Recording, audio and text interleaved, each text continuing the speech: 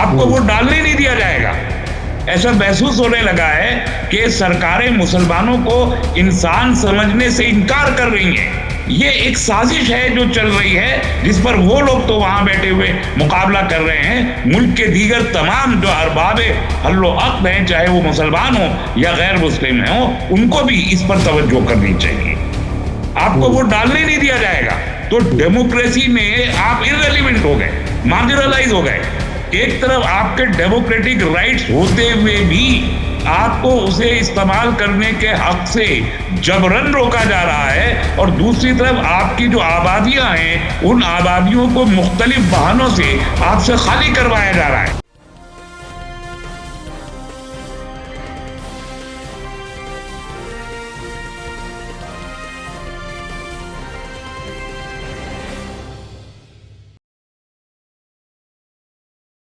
Hello, नमस्कार, आदाब, सत श्री अकाल और अस्सलाम वालेकुम। मैं हूं मोहम्मद अहमद काज़मी, लेकर आया हूं आपका पसंदीदा कार्यक्रम आपके रूबरू। आज हम कई अहम ऐसी खबरों पर बात करेंगे जिसमें आपको ये समझ में आएगा कि मुसलमानों के वोटों को, मुसलमानों के वजूद को भारत की सियासत में किस तेजी से इररिलेवेंट किए जाने की कोशिशें और साजिशें हो रही हैं। अभी हाल ही में जो गुजरात और हिमाचल प्रदेश और दिल्ली के इलेक्शन हुए थे, उसके साथ साथ बाई इलेक्शन हुए थे कई जगहों पर, जिनमें उत्तर प्रदेश में रामपुर में उस असेंबली का भी इलेक्शन हुआ था, उस कॉन्स्टिट्यूएंसी का, जहां से आजम खान, उनकी फैमिली के लोग लंबे अरसे से जीतते चले आए हैं। वहां बीजेपी के एक नुमाइंदे जीते हैं, और उसके बाद बहुत से ऐसे वाकयात हैं, वो भी हम बात करेंगे। और उसके अलावा मुसलमानों को वोट नहीं दिए जाने दिया और उनको रोका गया, वो वाकयात भी हमारे सामने आए थे। अब उत्तराखंड से खबर आ रही है कि बहुत से हजारों की तादाद में मुसलमानों के मकानों को डेमोलिश करने की तैयारी है। इससे पहले आसाम में भी ऐसा हो चुका है। आसाम और उत्तराखंड दोनों जगह बीजेपी की सरकारें हैं। आखिर क्या कुछ है मंशा, आगे क्या कुछ हो सकता है, और मुसलमान इस दौर से किन हालात से गुजर रहा है। हालांकि अब कुछ ऐसे हालात, वाकयात बन रहे हैं जिससे ऐसा लगता है कि शायद अपोजिशन फिर से मजबूत हो और 2024 के इलेक्शन में कोई माहौल, कोई नतीजा बदले। अभी इन इश्यूज पर बात करने के लिए मेरे साथ खास मेहमान है डॉक्टर तस्लीम रहमानी साहब, जो प्रेसिडेंट हैं मुस्लिम पॉलिटिकल काउंसिल ऑफ इंडिया के, और बहुत ही बेबाक अंदाज में अपनी बात रखते हैं। डॉक्टर तस्लीम रहमानी साहब, वेलकम है आपका मीडिया स्टार वर्ल्ड को। आपने वक्त दिया, अस्सलाम वालेकुम। बहुत बहुत शुक्रिया, आपने हमें वक्त दिया। आप ये बताइए कि आप मुस्लिम इश्यूज को, माइनॉरिटीज के इश्यूज को बहुत नजदीक से देखते हैं और अपनी बात भी रखते हैं। अभी आपको क्या कुछ लग रहा है, ये उत्तराखंड वाला जो वाकया है, पहले मैं उस पर बात करना चाहूंगा, क्योंकि बहुत बड़ी तादाद में लोग बेघर होने वाले हैं, अभी तक ऐसे हालात हैं। आप इसको कैसे देख रहे हैं? देखिए, मैं माइनॉरिटी इशू तो देखता ही हूँ, लेकिन मैं पूरे मुल्क के इशू देखता हूँ, तो उसमें माइनॉरिटी से मैं खुद भी ताल्लुक रखता हूँ, मुस्लिम तबके से, तो इसलिए उसको भी खुसूसन देख लेता हूँ। वरना बहैसियत भारतीय तो तमाम इशू जो लोगों के इशू हैं सभी को देखना चाहिए, और मैं भी देखता हूँ। जहां तक आपने जिक्र फरमाया हल्द्वानी के वाक़े का, तो आप देखिए हल्द्वानी, ये जो हमारा उत्तराखंड स्टेट नया बना था अभी कुछ साल पहले, और वहाँ का जो तराई का इलाका है, बिल्कुल रामपुर और पीलीभीत से मिला हुआ हल्द्वानी का ये इलाका है, प्रीडोमिनेटली ये मुस्लिम डोमिनेटिंग एरिया कहलाता है। और इस मैदानी इलाके में भारतीय जनता पार्टी कभी जीती नहीं है, और ये दूसरा टर्म है बीजेपी की लगातार हुकूमत बनने का। पिछला टर्म भी उत्तराखंड में बीजेपी जीती थी, और इस टर्म में भी बीजेपी जीती है। लेकिन हल्द्वानी के आसपास के इलाकों में जो एमएलए के सीटें होती हैं, वहां मुस्लिम प्रेजेंस की वजह से कांग्रेस जीतती रही है, और वहां कभी भारतीय जनता पार्टी जीती नहीं। इस बैकग्राउंड को सबसे पहले समझ लेना चाहिए। दूसरी बात यह कि रेलवेज ने वहां पर यह दावा किया है कि जिस जमीन पर ये बहुत बड़ी आबादी कायम है, वो जमीन पे रेलवे की मिल्कियत है। अब ये आबादी वहां उन लोगों के पास जो डॉक्यूमेंट्स मौजूद हैं उसके मुताबिक ये आबादी 100 से 80 साल पुरानी है, कम से कम 100 से 80 साल आबादी पुरानी है। तो रेलवे को पहले तो उस वक्त रोकना चाहिए था, अगर मालिक हैं तो उसी वक्त रोक देते जब ये उस पर एनक्रोचमेंट हो रहा था। तब नहीं रोका तो अब 80 साल के बाद उनको अचानक ख्याल आया है कि वो एक थोड़ा कुछ एक्सटेंशन रेलवे लाइन का करना चाहते हैं, उसके लिए उन्हें जरूरत है। तो वो हाई कोर्ट गए और हाई कोर्ट ने, रेलवे ने उत्तराखंड की सरकार को और रेवेन्यू डिपार्टमेंट को पार्टी नहीं बनाया। ये हैरत की बात है कि वहां वो पार्टी नहीं है, तो पार्टी नहीं है तो उनका कोई एफिडेविट भी नहीं है, तो सरकार का तो एकदम दामन पाक और साफ होके एक तरफ हो गया। अब मुकदमा है जो वहां रेजिडेंट है और जो रेलवे है, इन दो के बीच मुकदमा चला और उसमें सरकार ने अपना कोई पक्ष रखा नहीं, नतीजे में रेलवे वो जीत गया। इब्तदाई तौर पर रेलवे को सिर्फ 17 किलोमीटर का एरिया, 17 एकड़ का एरिया मांगा था कि इस पे हमारा दावा है, लेकिन अभी रेलवे कह रहा है कि तकरीबन 189 एकड़ जमीन पर उनका दावा है। अब रेलवे के पास इतनी सारी जमीन कैसे आती है और किस तरीके से अलॉटमेंट होता है, कौन है अथॉरिटी है जो रेलवे को जमीन अलॉट करते हैं जहां रेलवे को जरूरत भी नहीं है जमीन की, वहां भी रेलवे के पास कैसे, ये एक बहुत बड़ा सवाल है। और इस मैं समझता हूं इस सवाल पर अब बहस शुरू होनी चाहिए, क्योंकि कहा जाता है कि मुल्क में जितना ज्यादा जमीनों की मिल्कियत रेलवेज के पास है, किसी के पास इतनी बड़ी मिल्कियत नहीं है। और रेलवे के ट्रैक और रेलवे स्टेशन कितने बड़े होते हैं, क्या होता है, तो हम सब देखते और जानते ही हैं। इसके बावजूद भी रेलवे के पास इतनी ज्यादा जमीन क्यों है और कहां से आई, ये एक बड़ा सवाल है। रेलवे के पास अक्सर दावा वक्फ बोर्ड का रहा है कि वक्फ की बहुत सी जमीनें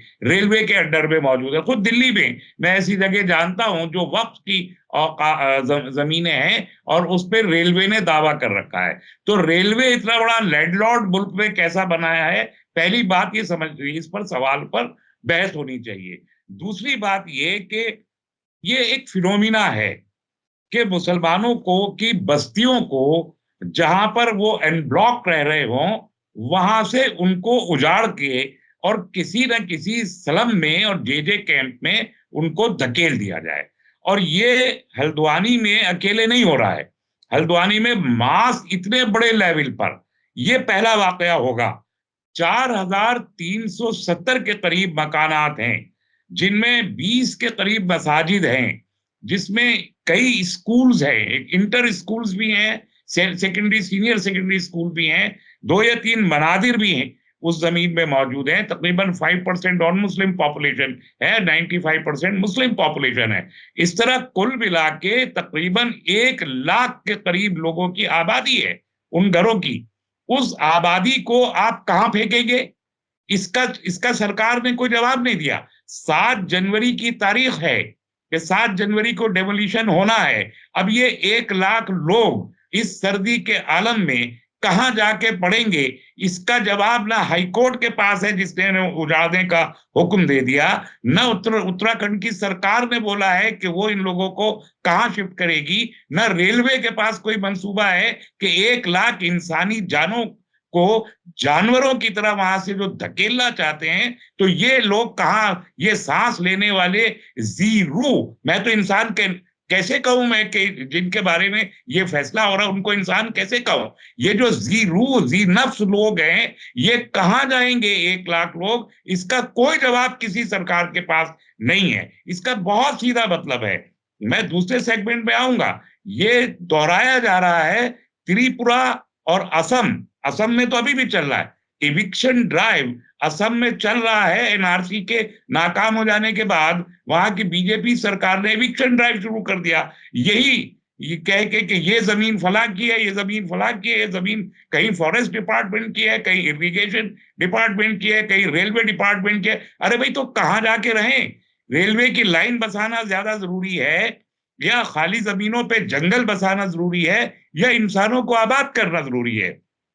ऐसा महसूस होने लगा है कि सरकारें मुसलमानों को इंसान समझने से इनकार कर रही हैं और इनको इस जमीन, इस मुल्क में एक बोझ समझ के अगर कत्लेआम नहीं किया जा सकता तो कम से कम गैटोज में और सलम्स में धकेल के एक गैर इंसानी जिंदगी, जिस तरीके से म्यांमार में तकरीबन 10 या 11 किलोमीटर की रेंज में एक जेल बना दिया है 10 किलोमीटर की, उस तरीके से एक जेल में इनको बंद करके तमाम इंसानी हुकूक और शहरी हुकूक इन लोगों से छीन लिए जाए।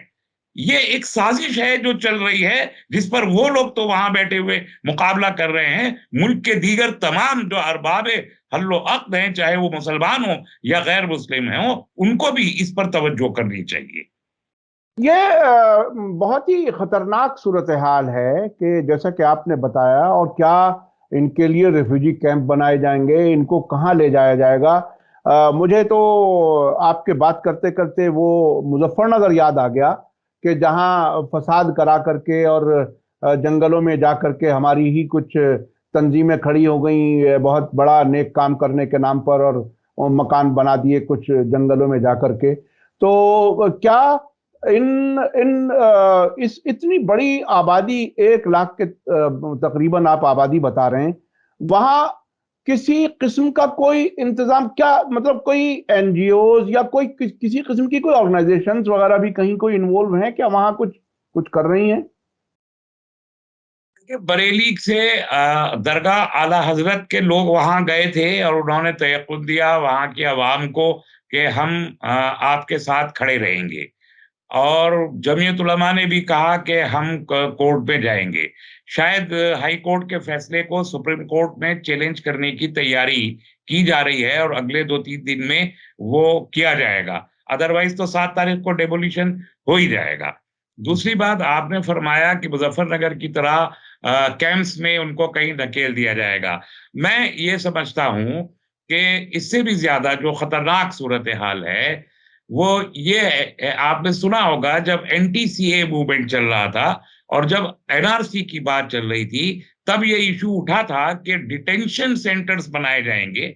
और चूंकि अगर कोई गैर मुल्की पाया जाता है और दूसरा मुल्क उसे इतनी बड़ी तादाद में, मसलन असम में तकरीबन 29 लाख लोगों के नाम एनआरसी में थे। 29 लाख लोगों को आप किसी मुल्क में भी शिफ्ट नहीं कर सकते, किसी भी दूसरे मुल्क में माइग्रेशन पे मजबूर नहीं कर सकते। तो आप उनके शहरी हुकूक छीन के, यानी उन्हें आप नॉन सिटीजन करार दे देंगे, वोट देने का उन्हें हक नहीं रहेगा और सिविल सोसाइटी, सिविल राइट्स उनके खत्म हो जाएंगे और उनको हम किसी डिटेंशन सेंटर में भेज देंगे और उन्हें यहाँ पर काम करने का वर्क परमिट उनको दे देंगे कि यहाँ पर कोई छोटे मोटे काम करके अपनी रोटी कमाएं और रहें, वही बिल्कुल जानवरों की तरह। जैसे जानवर सुबह उठता है, रोटी रोजी कमाता है, शाम को उसका हक कोई नहीं है, ना कोई डेमोक्रेटिक राइट है, ना मेडिकल के राइट्स है, ना किसी भी तरह के कोई है। वो डिटेंशन सेंटर चले जाए और थोड़े बहुत काम काज करके पैसे दिन भर के खाने के कमा लें, बस इतना। तो ये डिटेंशन सेंटर्स की तरफ जा रहा है ये किस्सा, कि आप उनको जब आप कहें कि जमीन पे गैर कानूनी तौर पर काबिज थे तो मुजरिम थे, एक जमीन पे एनक्रोच किए हुए थे, तो इन एनक्रोचर्स को उठा के डिटेंशन सेंटर में कहीं पनागुजी बना दीजिए कि ये वहां पर रह के और छोटी मोटी काम धंधे करके अपना रोटी कमा लें। ये काम हल्द्वानी में होता हुआ अब सबको दिखाई दे रहा है, चूंकि ये उत्तराखंड सेंट्रल दिल्ली के बिल्कुल करीब है, तकरीबन 200 किलोमीटर के 250 किलोमीटर के फासले पर है, इसलिए दिखाई दे रहा है। वरना असम में पिछले 2 साल से चल रहा है ये काम, और असम में कई जगहों पर आप ये समझिए कि तकरीबन लोअर असम के 10 जिले हैं, खास तौर पर कछार का एरिया वहां कहलाता है। उन जिलों में जो आबादियां मुसलमानों की है, उसमें हर आबादी में कहीं 400 घर है, कहीं 500 घर है, कहीं 1000 घर है।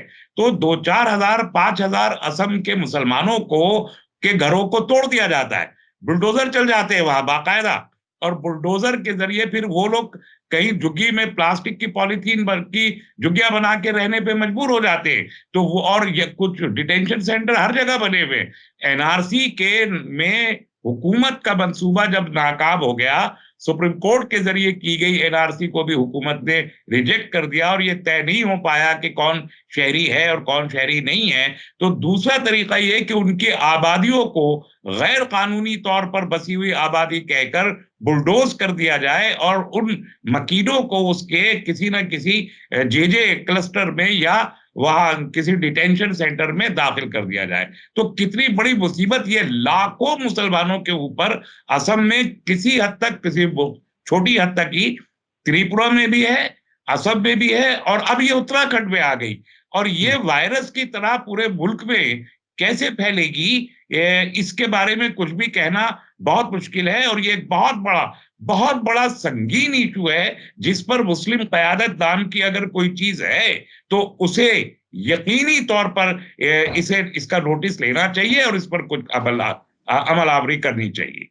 अच्छा, एक चीज जो मैं इसमें महसूस कर रहा हूं, एक तरफ जिस तरह से सीएए एनआरसी को लागू नहीं किया जा सका, उसको इनडायरेक्टली इस तरीके से उसी मकसद को हासिल करने की कोशिश की जा रही है।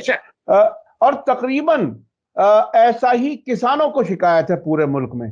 किसानों के खिलाफ जो कानून थे उन्हें वापस तो ले लिया गया मजबूरन, लेकिन वही हालात के किसान किसी तरह से अपनी जमीनें बेच करके भाग जाए, वो हालात किसानों के साथ भी हो रहे हैं। यानी ये हुकूमत जब अपने मकासद को पूरा होते हुए नहीं देखती, मुश्किलात आती है तो वो सिर्फ रास्ता बदलती है, लेकिन मकसद उसको अपने सामने नजर आता है। मिसाल के तौर पर किसानों की जब फसल का वक्त होता है, उन प्रोड्यूस को, उन फसलों के एक्सपोर्ट पर पाबंदी लगा दी जाती है। अभी हमने कश्मीर के सेब रास्ते में ट्रकों पर सड़ते हुए देखे हैं। ऐसे ही महाराष्ट्र, विदर्भा और बहुत जगहों के किसानों से मेरी बात होती है तो उनकी जो फसलें हैं उनको बेचने का जब वक्त होता है तो उस वक्त इस किस्म की पाबंदी लगा दी जाती है।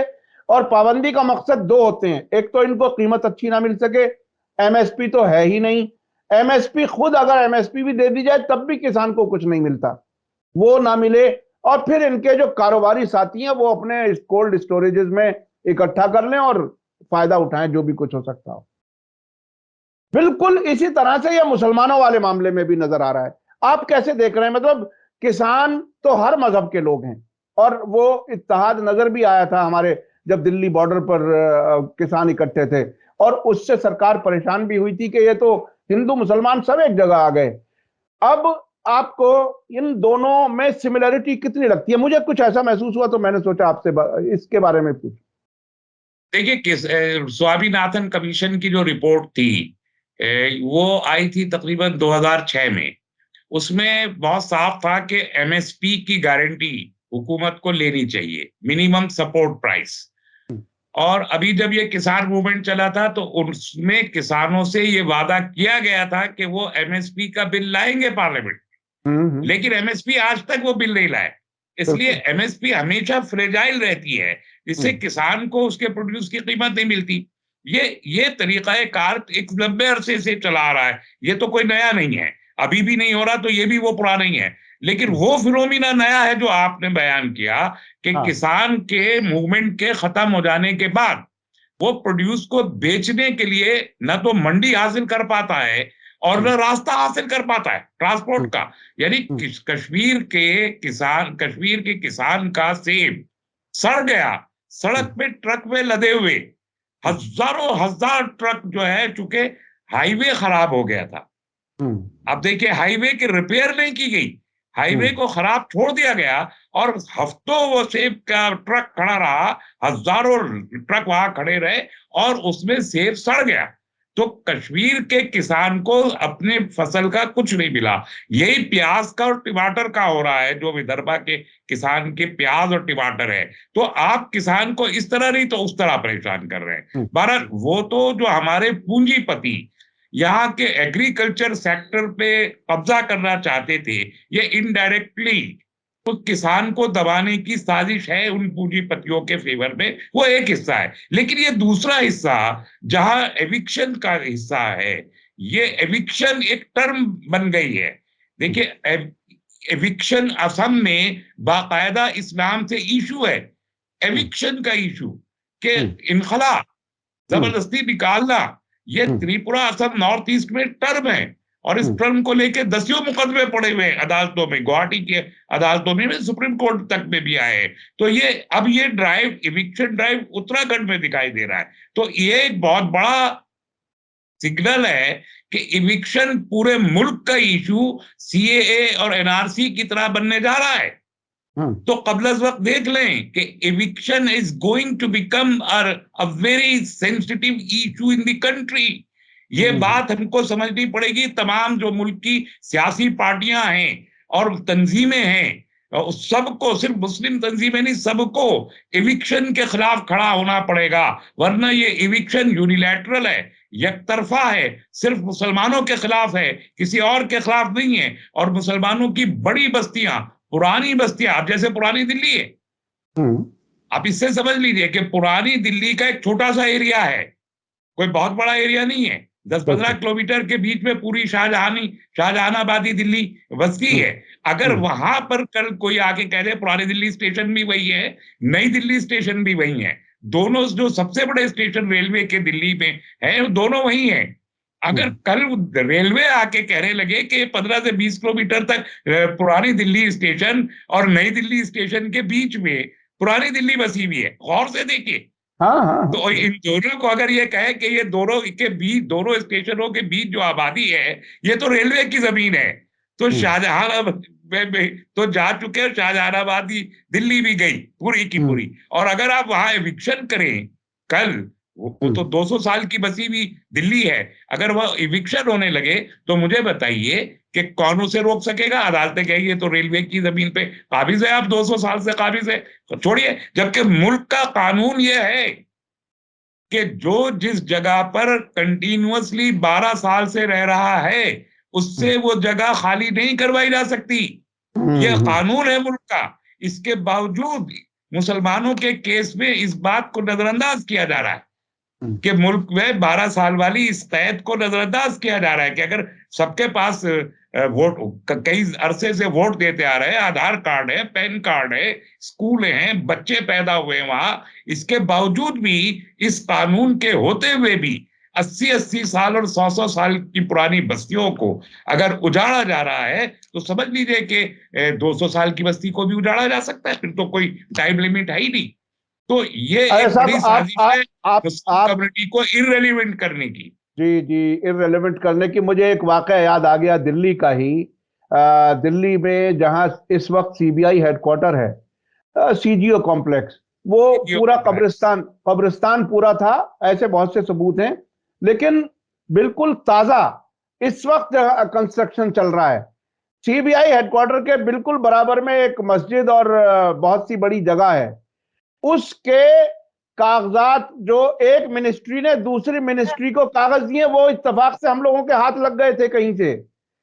वो बिल्कुल ऐसे जैसे कोई एक गुंडा गैर कानूनी तौर पर कब्जा कर ले और फिर किसी और को बेचे कि जैसी हालत में भी है, देखो इसमें कब्रिस्तान भी है, इसमें मस्जिद भी है, और इसमें आप बना लो, जल्दी से जल्दी 2 साल के अंदर बना लो, हमारी कोई जिम्मेदारी नहीं है। इस किस्म के डॉक्यूमेंट्स बने हैं और बाकायदा पैसा भी मूव किया है। और हमारे कुछ नाम नेहाद वक्फ बचाने के नाम पर प्रोटेस्ट करने वाले लोग 1-2 हफ्ते में ही बिक गए और भाग गए। उसके बाद कभी वो नहीं आते जिन्होंने अखबारों में तस्वीरें छपवाई थी। बिल्कुल निजामुद्दीन के नजदीक का वाकया है ये। दिल्ली में जो लोग जानते हैं वो देख सकते हैं। और उस जमीन के कागज जो सरकार के पास हैं, जो इस वक्त मौजूदा जो मिनिस्ट्री वहां बना रही है, वो बिल्कुल इतने कच्चे कागज हैं कि शायद कहीं कोई वैसे कब्जा करके भी अगर बना ले तो वो भी कोई कागज कुछ बेहतर बना लेगा। तो ये सरकारों की तो कोई अहमियत नहीं है, वक्फ जमीनों की कोई अहमियत नहीं है सरकार के लिए और गासिबीन के लिए। वो माले मुफ्त है, जब जो चाहे उठा ले और किसी भी किस्म के कागज बना के प्रोड्यूस कर दे। ये 16,000 हेक्टेयर जमीन वक्फ की इसी तरीके से बर्बाद हुई है। और ये कहा जाता है, आरएसएस के लोग ये कहते हैं कि कैसा वक्फ भाई, कोई सिरों पे उठा के लाए थे क्या? बाबर सिर पे उठा के लाया था, औरंगजेब सिर पे उठा के लाया, यही की तो जमीन है, आपकी काहे की मिल्कियत है? ये बात तो आरएसएस के लोग आमतौर पे कहते हुए दिखाई देते हैं। बहरहाल मैं ये अर्ज कर रहा था कि ये एक ड्राइव है। आपने शुरू में रामपुर का जिक्र किया। जी जी, मैं उस पर भी आने वाला। तरीके से हाँ जी जी, रामपुर वाला आप बताइए। ये तो चीजें हो गई। हाँ, आप बताइए। देखिए, ये मुसलमानों को इस मुल्क में बिल्कुल एंटी सीए मूवमेंट के नतीजे में सीए इम्प्लीमेंट नहीं हो सका।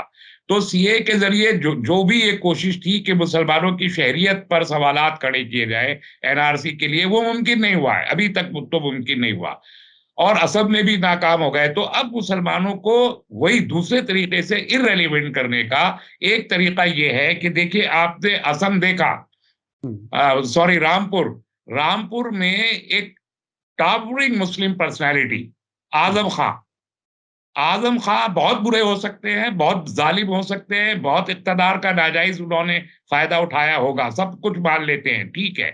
लेकिन क्या अकेले आजम खां हैं जिन्होंने इस किस्म की हरकतें मुल्क में की है? बहुत सारे बड़े लीडर हैं जिन्होंने पॉलिटिकल पार्टीज बना के परिवार का अपनी जागीर बना के रखी हुई है। अखिलेश यादव ने वह मुलायम सिंह की पार्टी को अपनी जागीर बना रखा है, लालू के बेटे ने जागीर बना रखा है, बीजेडी ने जागीर बना रखा है। ये सब जागीरें, और क्या इन्होंने हजारों करोड़ रुपए के गबन नहीं कर रखे? इनके खिलाफ मुकदमे नहीं है क्या? मायावती ने कोई जुल्म नहीं किए, उनके खिलाफ मुकदमे नहीं है? लेकिन आजम खान को टारगेट किया एक मुस्लिम लीडर की हैसियत से, और इस हद तक किया कि आज इस मुल्क में हजारों करोड़ रुपए चोरी करके मुल्क के बाहर जाने वालों के लिए के पास आज भी वोटिंग राइट मौजूद है, विजय माल्या और ललित मोदी टाइप के और नीरू मोदी टाइप के लोगों के पास। लेकिन आजम खान के पास आज की तारीख में इस मुल्क में वोटिंग राइट नहीं बचा है। समझे इस बात को मुसलमान, कि आजम खान जैसे लीडर को वोट देने का हक छीन लिया गया है। अच्छा, वो वोट ये देने शायद का, पहला वाक़या होगा। ये किस तरह से हुआ, इसकी थोड़ी सी तफसील बताइए, ये बहुत कम लोग ये जानते हैं। वो उन्होंने जो उन पे जो मुकदमात चल रहे हैं और जो केसेस चल रहे हैं, उसके तहत सबसे पहले तो उनकी रुकनियत को मुअत्तल किया गया कि उनको एक केस में सजा हो गई है। सजा होने के बाद उनकी जो रुकनियत थी, रुकनियत छीन ली गई असेंबली की। वो इलेक्टेड नुमाइंदे हैं, लेकिन केस हो जाने की वजह से रुकनियत छीन गई। रुकनियत छीनने के बाद इलेक्शन कमीशन ने खुद ये फैसला किया कि उनको अब वोट देने का हक भी नहीं रहा। ये किया गया, और उसके बाद जो किसने दारुल क्या किसी ने इलेक्शन कमीशन में कोई ऐसी दरखास्त दी थी, या अपने आप नहीं इलेक्शन नहीं कमीशन? किया, खुद किया इलेक्शन कमीशन ने, और अच्छा। कोर्ट का फैसला आते ही बगैर कोई और नोटिस ये कार्रवाई कर दी, और किसी ने ऑब्जेक्शन नहीं किया उसके ऊपर कि इनका वोटिंग राइट खत्म हो गया। जो जो 40 साल से जो मकान अलॉट था दारुल शिफा लखनऊ के अंदर आजम खां को, वो आज चीन के उन आकाश सक्सेना को दे दिया गया जो अभी अभी जीते। 2 महीना पहले जो इलेक्शन जीते, उनके नाम अलॉटमेंट हो गया। इतनी तेजी से काम हो रहे हैं। तो एक तरफ एक आजम खान जैसी टावरिंग पर्सनैलिटी जो वोकल है, बोलती है, मुसलमानों के लिए बोलते हैं, सही या गलत, अपने सियासी फायदे के लिए बोलते हैं या नुकसान जिस लिए भी बोलते हैं। मैं हिमायत आजम खान की एज सच उनकी पर्सनैलिटी की नहीं कर रहा हूं, मैं एक मुसलमान वॉइस की बात कर रहा हूं कि उनकी आइडेंटिटी बहैसियत मुसलमान उनकी दुश्मन है, और उनसे ये राइट छीन के उसके बाद जब उन्होंने लड़ाने की कोशिश की इलेक्शन, तो 33% पोलिंग हुआ। मुसलमानों के मोहल्लों में घुस के पुलिस ने वोट डालने से लोगों को रोका। जो लोग पोलिंग बूथ तक पहुंच गए थे उन पे लाठीचार्ज करके वहां से भगाया गया। ये केस सुप्रीम कोर्ट में आके पड़ा हुआ है, सुप्रीम कोर्ट हियरिंग करने वाला है। सिर्फ जहां 70% मुस्लिम वोटर है, वहां सिर्फ 30% का पोलिंग हो पाया, बाकी लोगों को वोट देने से जबरन रोका गया वहां। तो अब एक फिनोमिना ये है। दूसरी तरफ आप दिल्ली में देखिए, दिल्ली में एक अमानतुल्लाह खां है, उसको टारगेट कर लिया गया। वो दिल्ली असेंबली में जितना भी वो पढ़ा लिखा है, वही पढ़ा लिखा एक मुसलमान है। बाकी तो आम आदमी पार्टी का सब अंगूठा छाप है, चाहे मतलब जो भी 3-4 जितने हैं, किसी को अपना नाम लिखना ठीक से नहीं आता।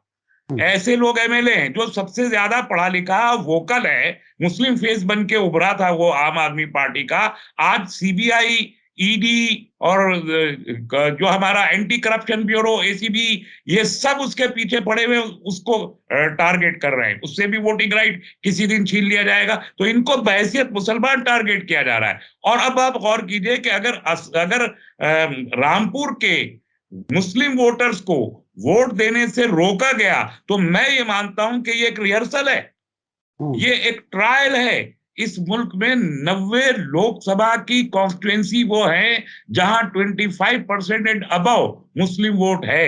90 पार्लियामेंट्री कॉन्स्टिट्यूंसी का मतलब होता है तकरीबन 500 असेंबली के सेगमेंट, 4000 में से 500 असेंबली सेगमेंट है जहां मुस्लिम वोट इंपैक्ट करता है, और वो बिखरे हुए पूरे मुल्क में मुख्तलिफ मकामात पर। तो अगर इस रामपुर का ट्रायल इन 500 सीट्स पर किया जाए तो आप अपना वोट लेके बैठे रहिए, आपको वोट डालने नहीं दिया जाएगा। तो डेमोक्रेसी में आप इररिलेवेंट हो गए, मार्जिनलाइज हो गए।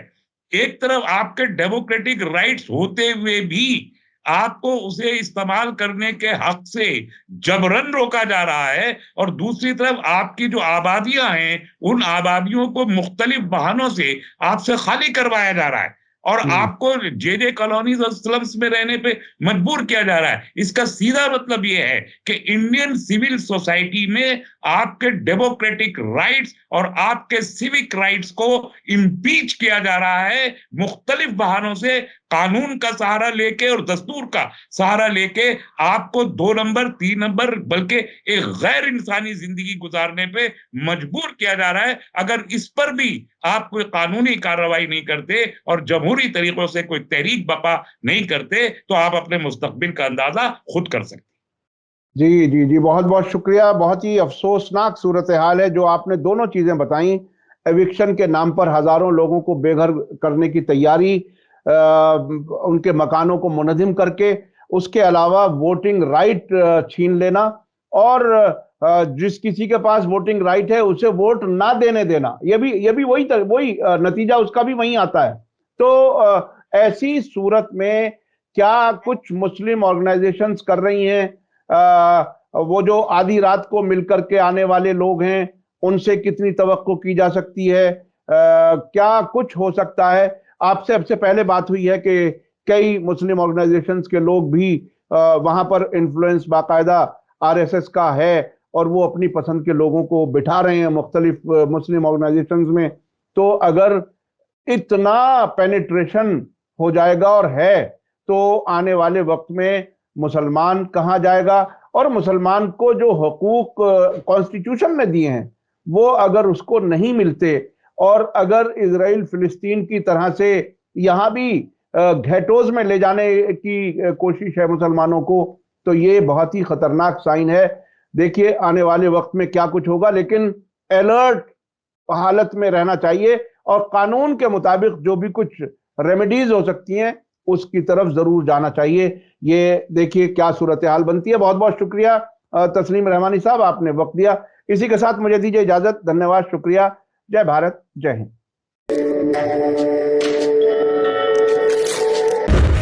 मीडिया स्टार वर्ल्ड के और वीडियो देखने के लिए हमारे चैनल को सब्सक्राइब करें और सीधे नोटिफिकेशन पाने के लिए बेल आइकन दबाएं। और अगर हमारी खबर सच्ची और अच्छी लगे तो अपने व्हाट्सएप, इंस्टाग्राम, फेसबुक और ट्विटर अकाउंट पर जरूर शेयर करें।